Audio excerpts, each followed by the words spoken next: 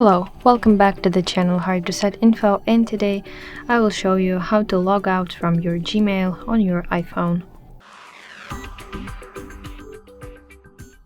So firstly, of course, we need to open a Gmail application on our device, and then you want to click on your profile picture in your upper right corner.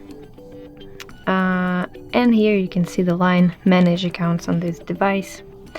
And if you have more than one email address, you need to make sure that you are logging out from needed account. So just simply press Remove from this device button and confirm your decision by clicking Remove button.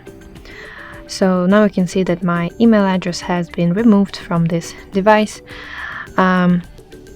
And that means that I can still use this email address on my other devices. So this